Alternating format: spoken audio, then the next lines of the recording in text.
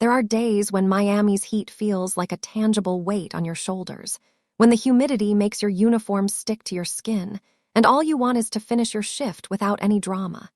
This wasn't one of those days. I was in my unmarked Dodge Charger, sleek black with tinted windows, standard issue for Miami-Dade undercover narcotics, parked on the Palm Line Street outside my recently purchased bungalow in Miami Shores. The neighborhood was a picture-perfect slice of South Florida suburbia, meticulously maintained lawns, royal palms standing like sentinels, and houses painted in those distinctively Floridian pastels that somehow never look tacky despite having no business working anywhere else in America.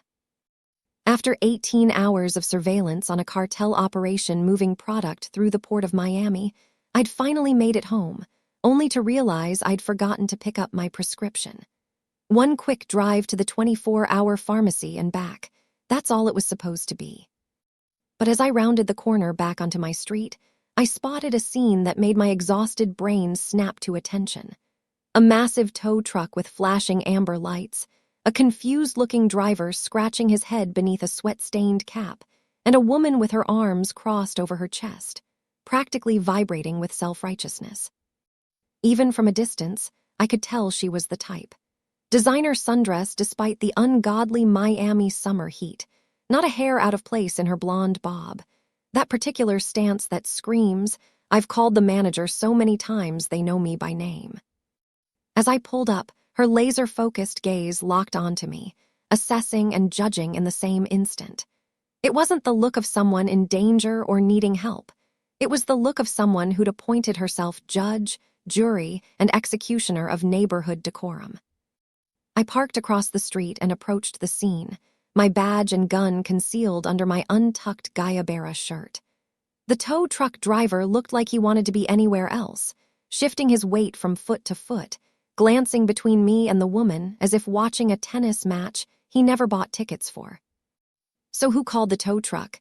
I asked, already knowing the answer. "I did," the woman announced, puffing out her chest like she just single-handedly prevented a terrorist attack.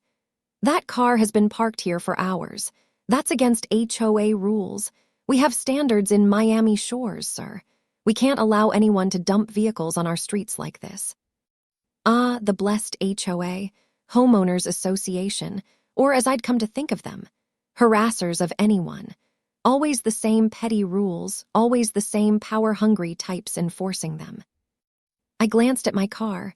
No hydrant blocked, no red zone, absolutely nothing to justify this circus. But before I could respond, the tow truck driver let out an audible snort.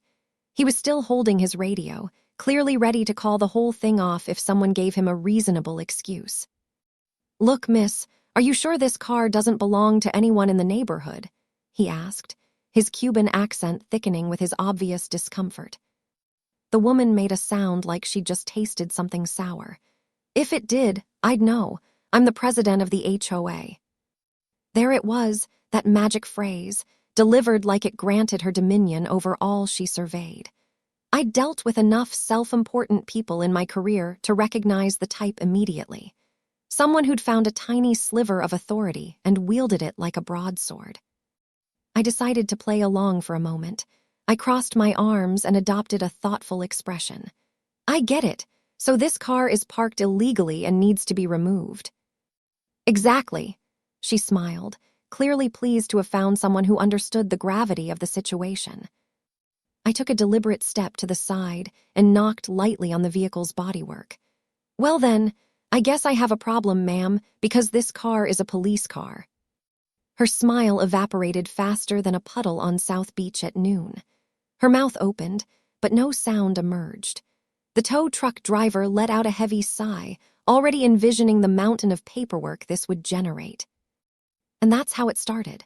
A confrontation that would escalate in ways I couldn't have imagined, involving not just me and this HOA president, but eventually the entire neighborhood, the Miami-Dade Police Department, and my new partner, Detective Alejandro Alex Suarez, who would prove to be both my salvation and the catalyst for the most bizarre professional experience of my career.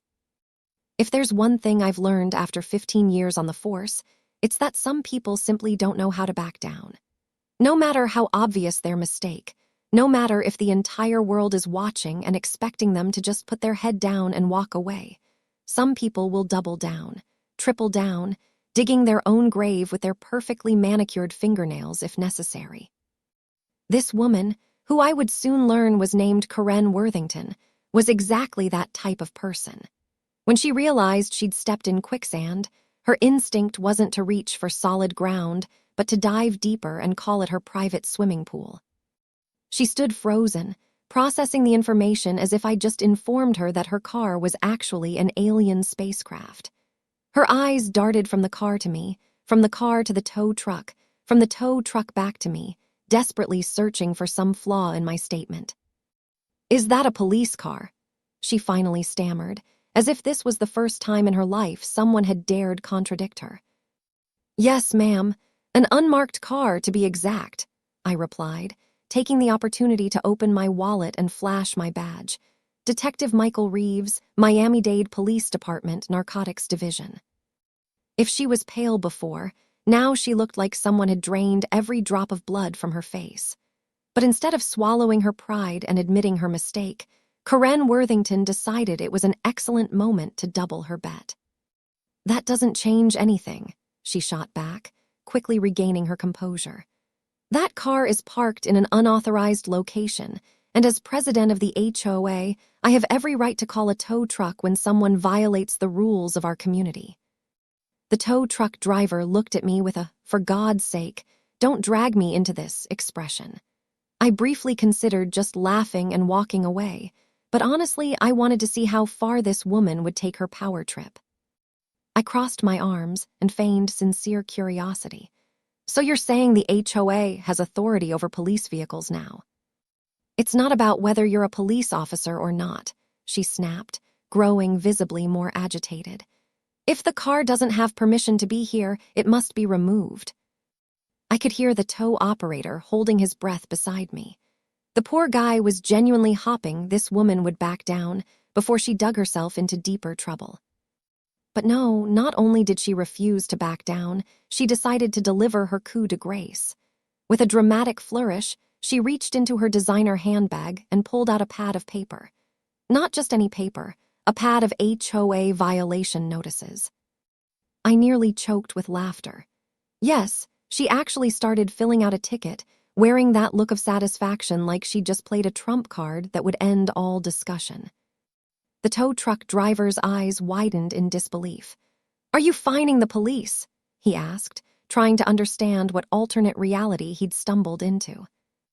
"I'm citing a vehicle that doesn't comply with HOA regulations," she replied, scribbling on the form with absurd determination. That's when I realized I wasn't just dealing with your garden-variety difficult person.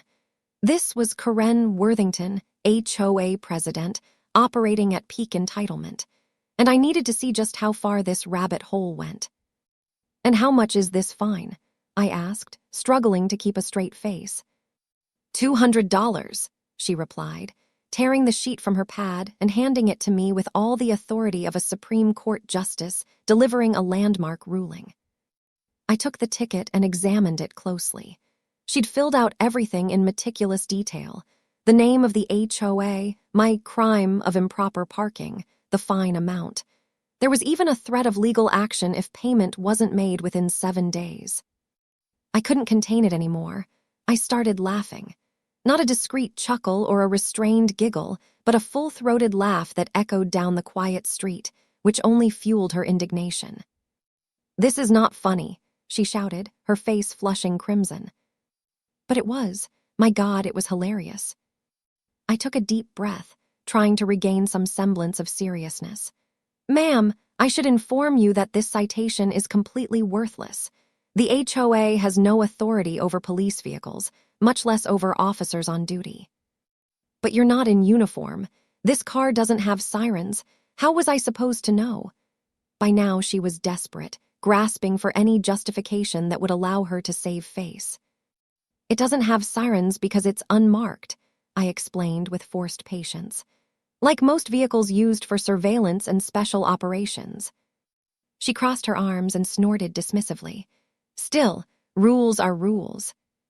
The tow truck driver, who'd been standing motionless throughout this exchange, decided this was his cue to exit stage left. Right. I don't think we need a tow truck here, do we? He said, retreating to his vehicle and grabbing his radio to cancel the call. Karen tried to object, but I'd grown tired of the circus. I took her HOA ticket, tore it in half, and let the pieces flutter to the asphalt. The shock on her face was priceless. You can't do that. Of course I can, I replied. Just as I can issue you a real citation for misuse of emergency services. That shut her up. For the first time since I'd arrived on the scene, I saw genuine panic flash across her features. A real ticket. Oh yes, $500 for that. Maybe even an investigation into abuse of authority. After all, attempting to tow a police vehicle and issue a citation to an officer sounds like something the department would be very interested in hearing about. Her silence was the most beautiful thing I'd witnessed in my entire career. But if you think she gave up there, my friend, you still don't understand the kind of person I was dealing with. In my experience, there are two types of people in this world. Those who, when cornered, take a deep breath, accept their mistake, and try to salvage what dignity they can. And those who, when cornered, dig an even deeper hole, jump in, and start shouting that the system is rigged against them. Guess which category Karen Worthington fell into. Her face cycled through a remarkable series of emotions. Shock, indignation, and finally a touch of desperation when she realized I was serious about the $500 fine. She attempted a forced smile. Well, perhaps there was a misunderstanding. Right, now it was a misunderstanding. Because 5 minutes earlier I was a criminal who needed to be expelled from her precious neighborhood via tow truck. I took advantage of her momentary silence to pull out my citation book, which, unlike her meaningless HOA notices, carried the full weight of Florida state law. Full name, I asked without looking up. Her expression twitched like she'd just bitten into an unripe lime. I don't see the need to. I raised an eyebrow. Full name, I repeated. She gave me a murderous look. Karen. I wasn't surprised. Last name. Karen huffed, crossing her arms so tightly it looked like she might dislocate a shoulder. Worthington. I wrote it down while listening to the tow truck driver whistling softly nearby, clearly enjoying the show. Address. She hesitated. By now, I knew her address. It was listed with the HOA, and after numerous bizarre calls from this neighborhood, I had the street number memorized. But I wanted to see how far her resistance would go. That's not necessary, she snapped. This is absurd. I'm the victim here. Oh yes, of course she was.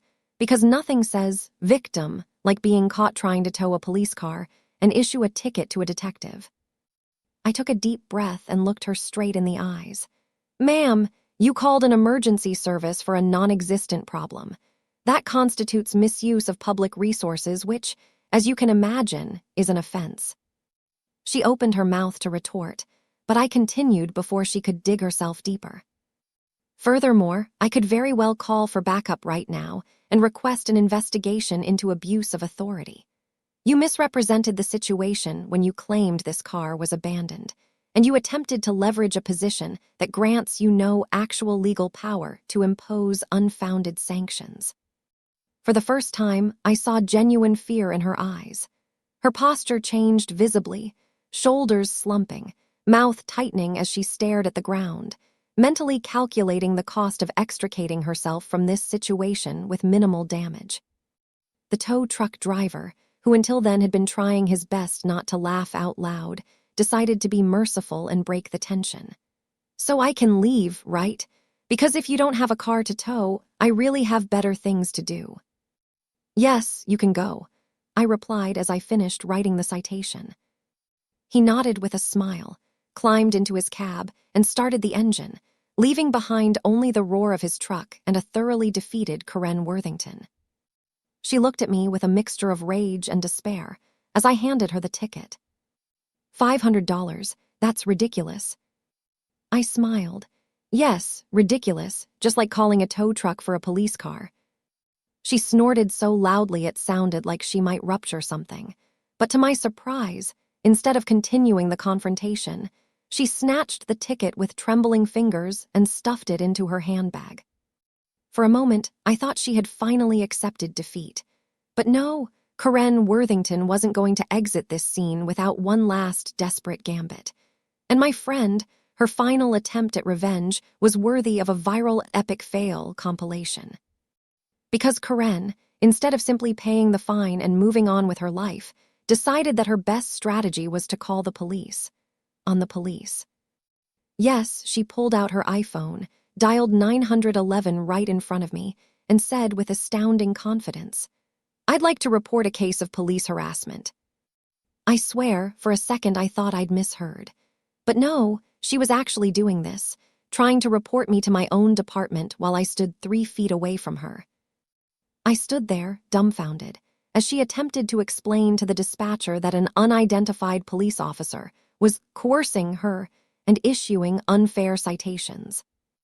Now, let me share a little inside information. We have internal codes for absurd situations like this. When an emergency call is clearly frivolous, the dispatcher can flag it immediately, routing the call to any officers already on scene.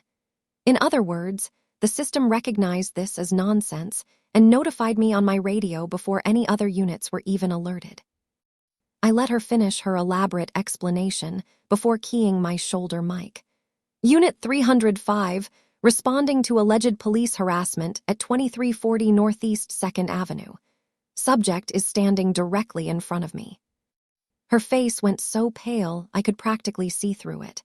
I could almost hear her brain desperately scrambling for an exit strategy, but there was none to be found.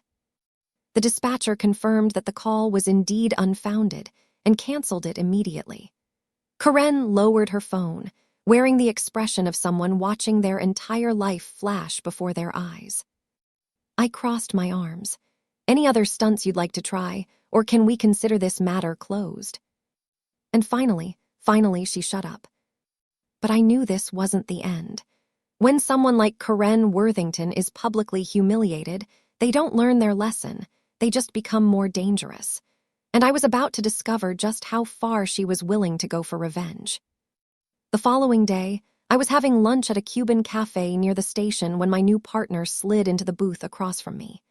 Detective Alejandro Suarez, Alex to his friends, was fresh out of vice, newly transferred to narcotics, and carrying a reputation as both a brilliant investigator and a magnificent pain in the ass to anyone who crossed him. "So you're the guy who pissed off the HOA queen," he said without preamble, stealing one of my tostones. "Words all over the department." I groaned. News travels fast. "Faster than that, check your email." I pulled out my phone and found a new message from our captain. A formal complaint had been filed against me by one Karen Worthington, alleging harassment, intimidation, and abuse of power. "You've got to be kidding me," I muttered. Alex grinned, his gold tooth catching the light. "Oh, it gets better. She's apparently friends with Commissioner Hargrove's wife. They're in the same country club or some shit." Commissioner Hargrove, the same commissioner who'd been breathing down our captain's neck about improving community relations. Perfect. "So what now?" I asked. Alex shrugged. "Now we do what cops do best. We investigate. Because something tells me Ms. HOA president has more skeletons in her walk-in closet than she'd like anyone to know about. We can't investigate a civilian just because she filed a complaint," I pointed out. "No," Alex agreed, his grin widening. "But we can look into repeated false reports to emergency services.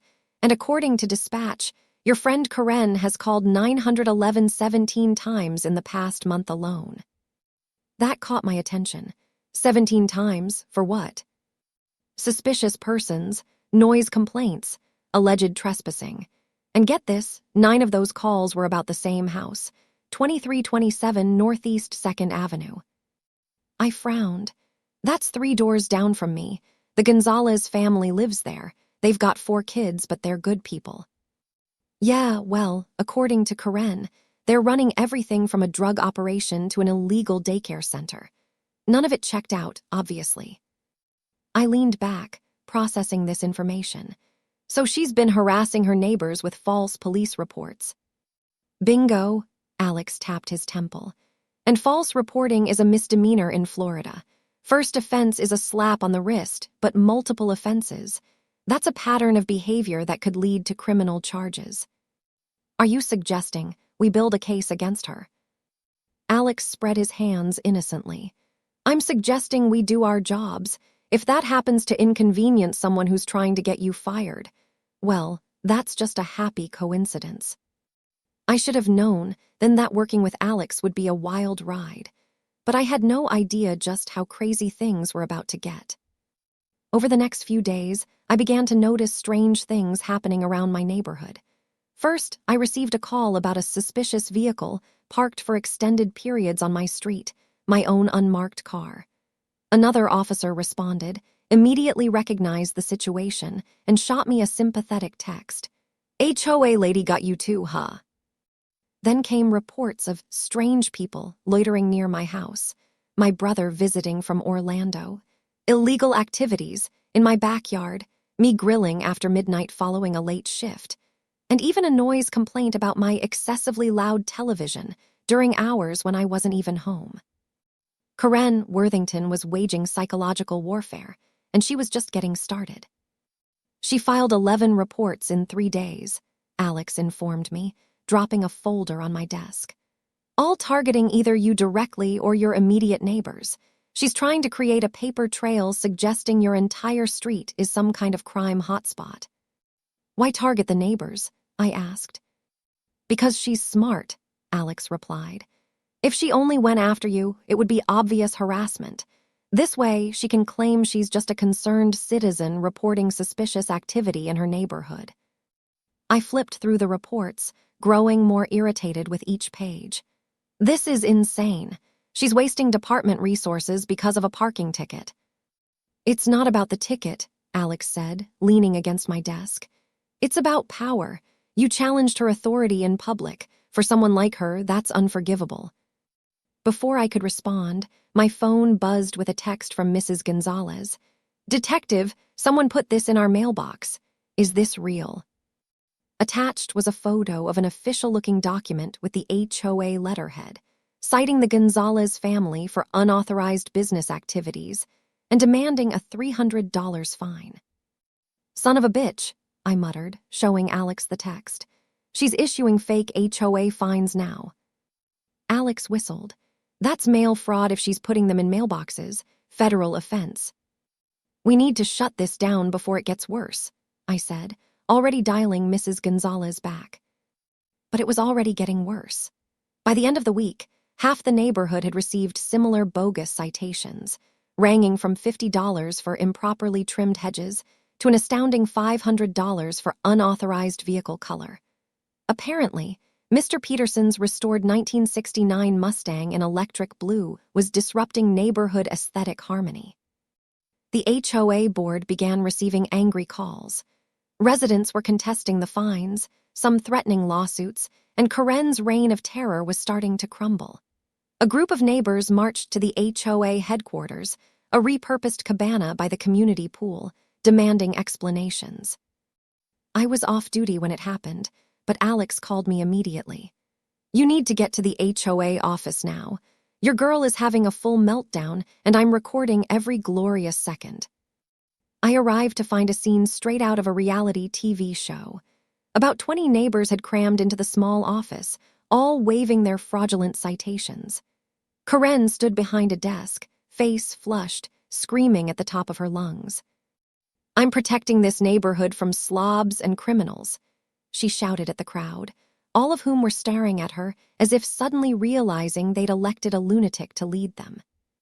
The HOA vice president, a retired judge named Walter Tompkins, held up a folder of documents and addressed the crowd. The HOA does not recognize any of these fines, and as of this emergency meeting, Karen no longer has the authority to speak for this association. The silence that followed was beautiful. I swear I could see the moment Karen's soul left her body, but true to form, she couldn't accept defeat. You need me. Without me, this neighborhood will be a mess. She continued shouting while neighbors murmured, shook their heads, and recorded everything on their phones. Then came her fatal error.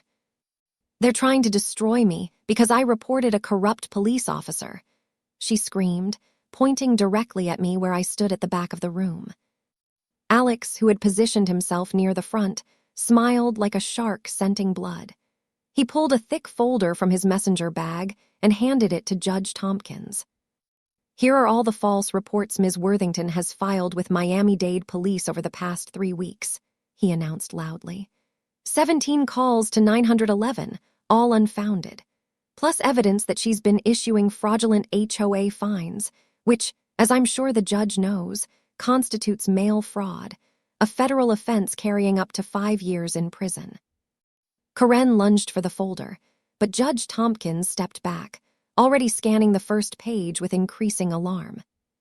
"Suspicious car on the street, strange man prowling the neighborhood, illegal activities taking place at night," he read aloud. "All fabricated." "Every single one," Alex confirmed. "We have officer statements confirming each report was investigated and found to be without merit." The room erupted in angry murmurs. An elderly woman near the front crossed her arms and declared loudly, "That woman is a menace." Judge Tompkins looked directly at me and Alex. "Officers, what can we do about this?" Alex stepped forward, all business now. "The department can pursue charges for filing false police reports, which is a misdemeanor in Florida. However, if these fraudulent HOA fines were placed in mailboxes rather than hand-delivered, that's mail fraud, a federal matter." The room fell silent as everyone processed the gravity of the situation. Karen's face went through a remarkable transformation, from righteous anger to dawning horror as she realized just how deep a hole she'd dug for herself. This is a misunderstanding," she stammered. "I was just trying to maintain standards in our community." "By filing false police reports," Judge Tompkins asked incredulously. "By issuing fraudulent fines," added Mrs. Gonzalez, waving her citation. "By harassing a police detective," Alex chimed in, not bothering to hide his satisfaction. Karen looked around the room, searching for any sympathetic face and finding none. In a last desperate attempt, she turned to me. "You're doing this because I reported your illegal parking," she said, her voice cracking. "This is police harassment." I'd remained silent until now, content to let Alex and the neighbors handle the situation. But her direct accusation demanded a response. "Ms. Worthington," I said calmly, "you attempted to have a police vehicle towed while I was on duty. When informed of your mistake, rather than apologize, you escalated by issuing a fraudulent citation. When that failed, you called 911 to report me, while I was standing right in front of you. And when that failed, you began a campaign of harassment that has wasted police resources and terrorized your neighbors." I paused to let that sink in. "This isn't about parking. This is about you abusing what little power you have." The room erupted in applause. Karen looked around wildly, like a cornered animal. "I want a lawyer," she finally whispered. "I think that's an excellent idea," Judge Tompkins replied coldly. 2 weeks later, Karen Worthington was no longer president of the HOA. In fact, she didn't even live in Miami Shores anymore. The HOA filed a civil suit against her for misuse of official documents and fraudulent charges. Several neighbors who had actually paid the fake fines filed their own suits for restitution. And the Miami-Dade Police Department charged her with multiple counts of filing false reports. She tried to defend herself. She hired an expensive attorney from Coral Gables. She even broke down crying in court, claiming she was under stress and being targeted unfairly. None of it worked. The judge, coincidentally a former HOA president himself, who dealt with his share of neighborhood tyrants, showed no mercy. She was ordered to pay all legitimate fines, reimburse neighbors who had paid the fraudulent ones, and perform 200 hours of community service. The most satisfying part, her community service assignment, roadside trash collection along the very streets she had once patrolled with her clipboard of citations. I never had to testify against her. Alex handled all the police department's evidence, presenting it with the meticulous attention to detail that would eventually earn him a promotion to lieutenant. Karen destroyed herself. The neighbors took her down. The HOA expelled her, and her own hubris sealed a fate that had been waiting for her since the moment she tried to ticket a police car. Some people learn from their mistakes. Others serve as cautionary tales about what happens when you let a little power go to your head. Karen Worthington definitely fell into the second category. The last I heard, she'd moved to a condo in Boca Raton, one without an HOA. Sometimes the system works exactly as it should. As for me, I still park my unmarked car on the street outside my house. But now, whenever I return home after a long shift, there's usually a neighbor waving hello instead of a tow truck waiting to take my car away. And honestly, that's all I ever wanted in the first place.